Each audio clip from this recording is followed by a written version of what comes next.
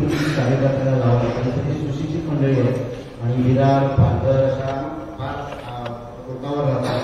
आणि आजची जी खरं तर खूप मी स्वतः बघितलेली आहे, 200-300 मुलं क्रिकेट खेळणारी आहे. नक्कीच त्या सगळी आंदोलनात असतात. बरं का हा हॉल भरून जाणार होता, पण सुट्टीचा दिवस नसल्यामुळे आणि लांब राहत असल्यामुळे ते कदाचित आज आले नसावे. आता आपण कार्यक्रमाच्या अगदी शेवटी येतोय, 2-3 वक्ते आहेत. मी आता सुद्धा विनंती करतो की तिने मनोबल व्यक्त करा.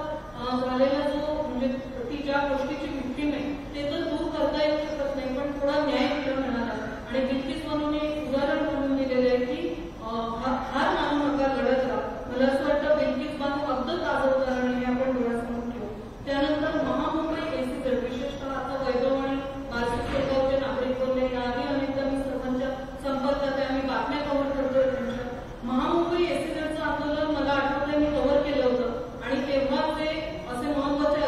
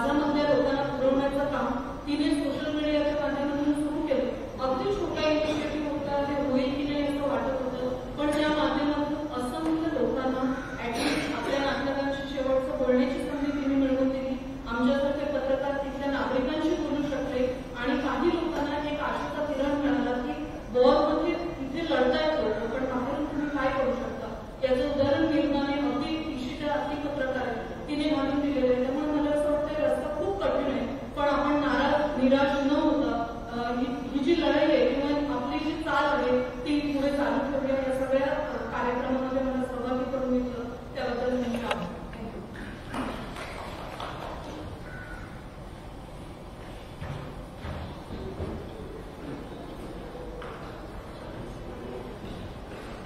बरेच आक्षेप केले वाटते आपल्याला आधी दिला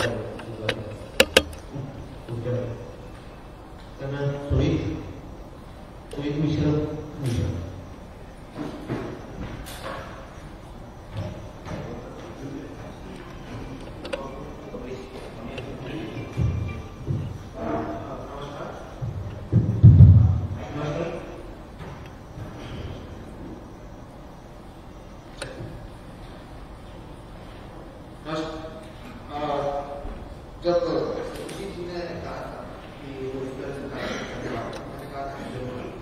मुझे लगा था कि सारी कुर्सियां भरी होंगी, बाहर तक भरी होंगी.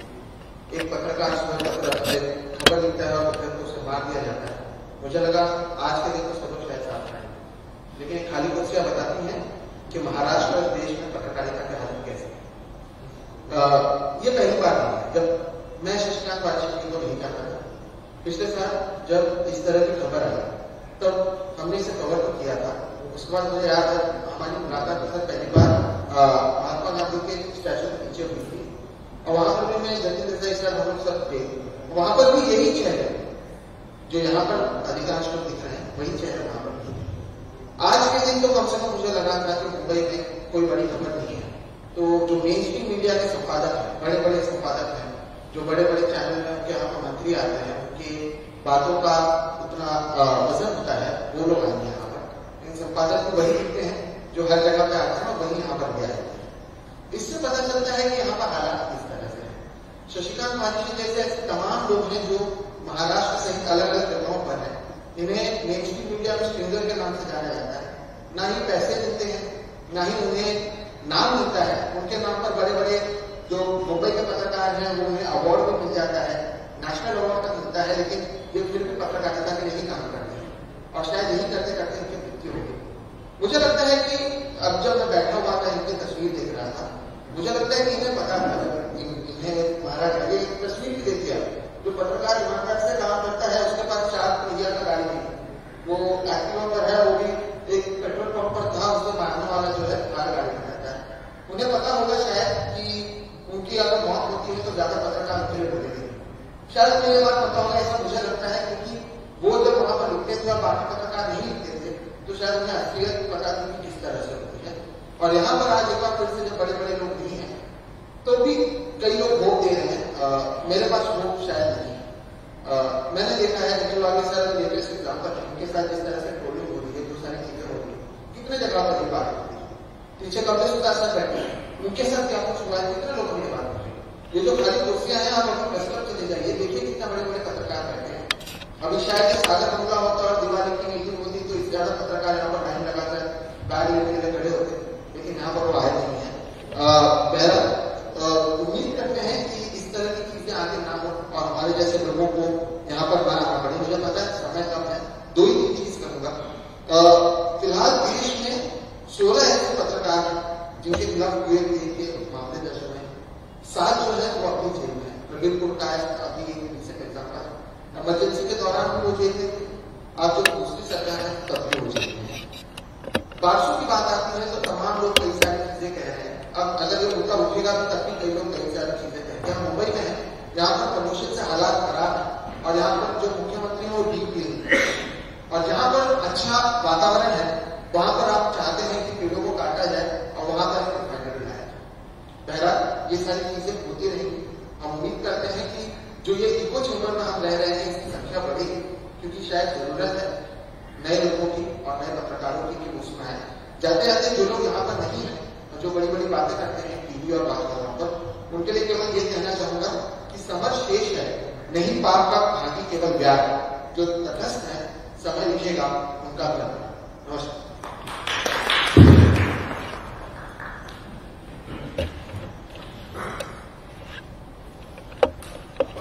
म्हणतो ना की सगळं संपलंय वगैरे, काही संपलं वगैरे नसतं वगैरे. उडपी वगैरे या लोकांच्या पथावर जाणारे अनेक आहेत. का बोलली अशी आपली प्राजक्ता जोशी बोलली, आपला सुईत बोलणार, ही सगळी तरुण मंडळ येते 40-47 किंवा त्याच्या आसपास मंडळ. हे सगळं काही आशा संपलेली नाही. अशी लोकं आहेत की सत्यजित नरेंद्र आपण जोशी यांच्या मागे उभं राहतील, चळवळ पुढे नेतील. आणि ही चळवळ अशी नेण्यासाठी कुठेतरी संपादक पत्रकार उभे राहावे लागतात. आणि मी बघतोय काही दिवसांपासून जे ते ज्येष्ठ पत्रकार नितीन वाघ यांनी आयबीएन चॅनल चालवलं. लोक असं म्हणतात की मालक आणि सगळं असतं त्याचा खूप दबाव असतो, त्यामुळे तुम्हाला काम करता येत नाही. नितीन सगळी सारखी होऊन टाकली. संपादक काय म्हणू शकतो ते दाखवून दिलं. आणि आता त्याच ह्याच्यात लोकशाहीचा आपला मंत्रालय कव्हर करत होता तो त्या लोकशाहीच्या संपादक झाल्यानंतर एक वेगळं अशा वाटू लागले की काहीतरी विरोधात बातम्या येऊ शकतात, विरोधातले लोक तिथे येऊन बोलू शकतात आणि चांगलं वातावरण आहे. तिथं दडपण आहे, स्वाभाविक आहे. मोदीच्या या देशामध्ये काम म्हणून माझा देश आहे. त्यामुळे मोदीच्या या काय म्हणतो हुकुमशाहीमध्ये तरी कमलेश निखिल वागळे सारखे माणसं आहेत. तर आधी मी विनंती करतो कमलेशला की कमलेशने येऊन 2 शब्द व्यक्त करावा आणि त्याचा या कार्यक्रमाचा समारोप निखिल यांच्या भाषणात. कमलेश.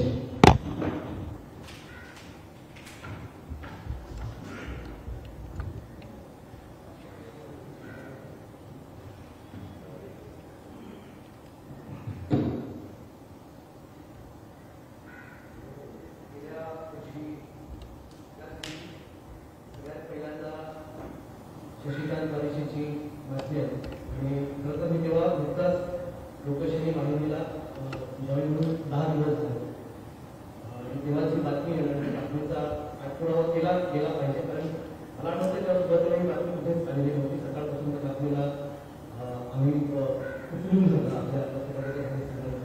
आणि माझ्या व्यक्तिगत जर लोकशाहीचा माझा गेला सगळ्यात महत्त्वाचा मला वाटतं ही बातमी होती.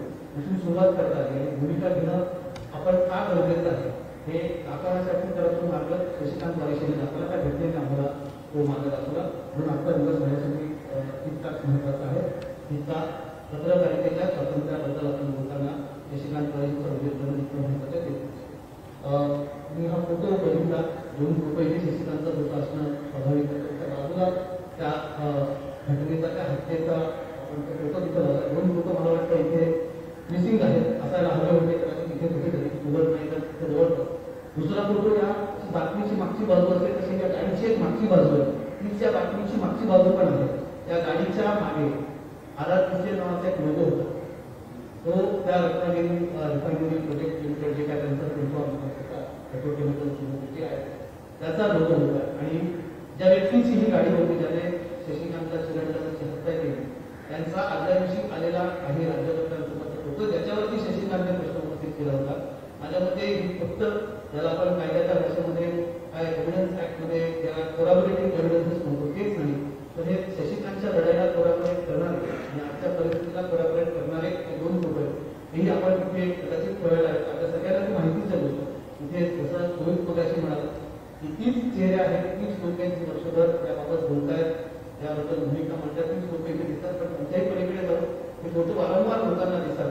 वारंवार आपण ते दाखवावे लोकांना, जेणेकरून ही आठवण राहील की शशिकांतच्या बाबत आणि इतर पत्रकारितेबाबत काय झालं. तुम्ही फार वेळ गेला मी उशिरा मला निखिल व्यक्त करीत, कारण माझ्यानंतर सगळ्यांना निखिल सरांनी ऐकायचं आहे.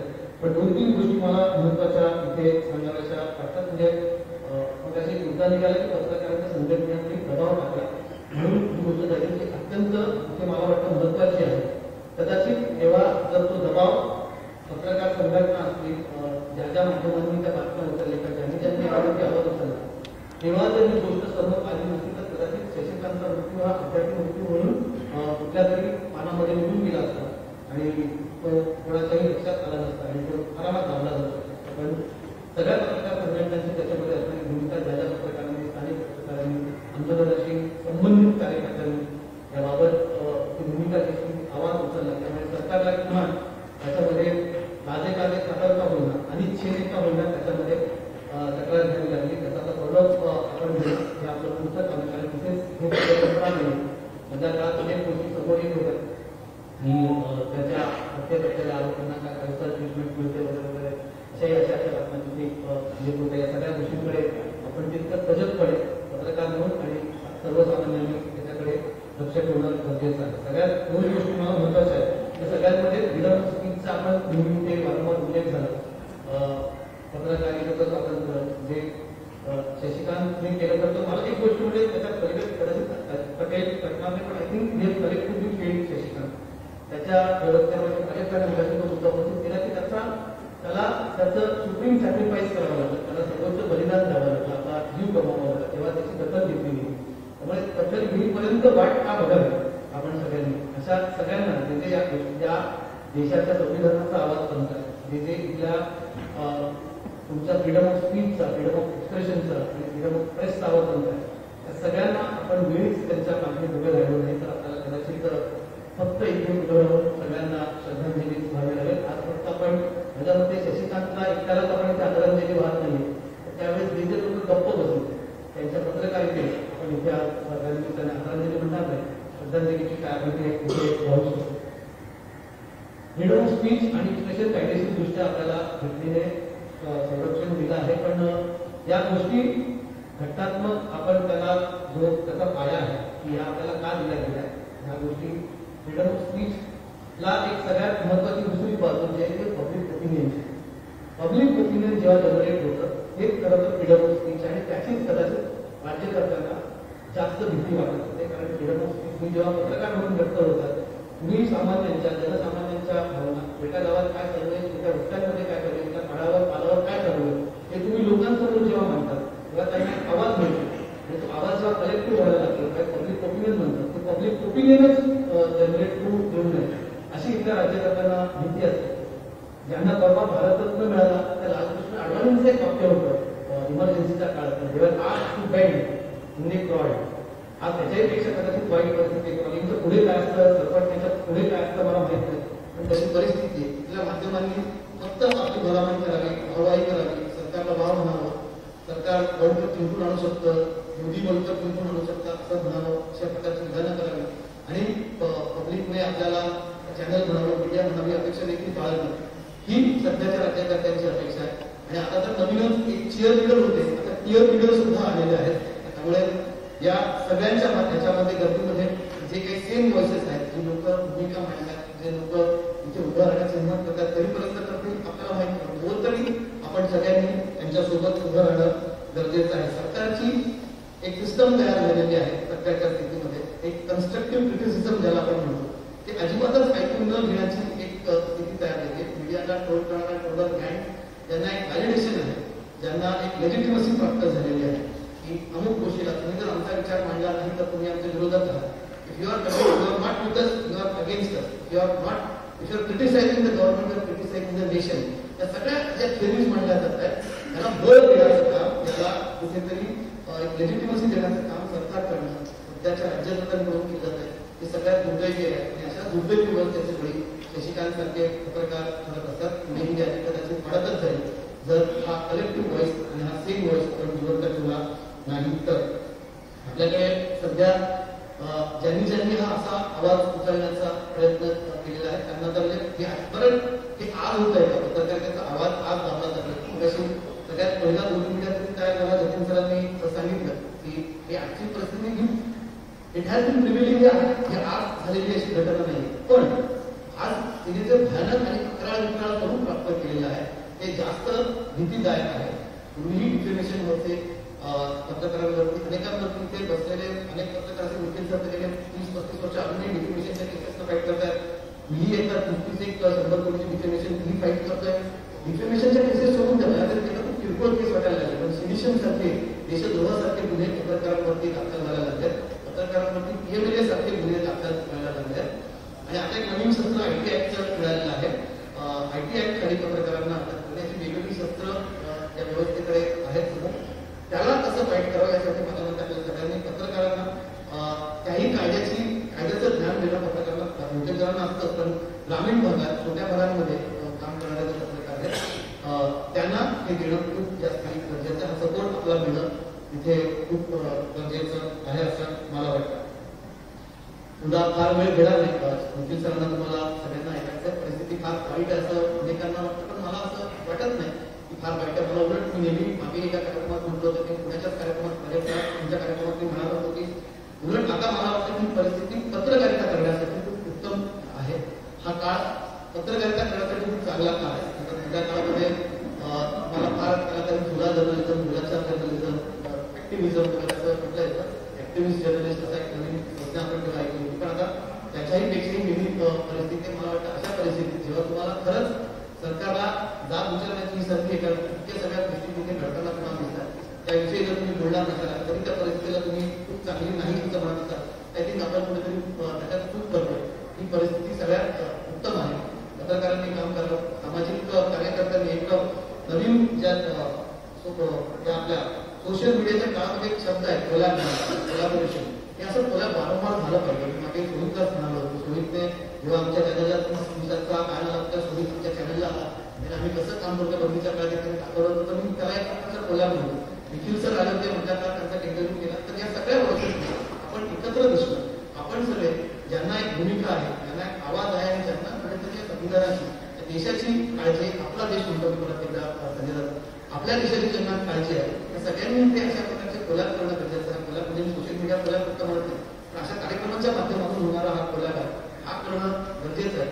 आणि तर आणि तरच आपण शशिकांत सारख्या आणि शशिकांत आपण आदरांजली वाहू शकतो, त्याच्या कामाला पुढे घेऊन जाऊ शकतो. मला की अंधेरा घना है पर देश या लगाना कहा म्हणा आहे. आपण असंच लढत राहूया त्या व्यवस्थेसाठी. आणि तीच माझ्या मते शशिकांत आणि त्याच्यासारखे जे असंख्य या व्यवस्थेविरुद्ध, अन्यायाविरुद्ध, अत्याचाराविरुद्ध आणि संविधानासाठी, संविधानाच्या मूल्यांसाठी लढणारे आहेत, त्यांच्यासाठी आपण उभं राहू.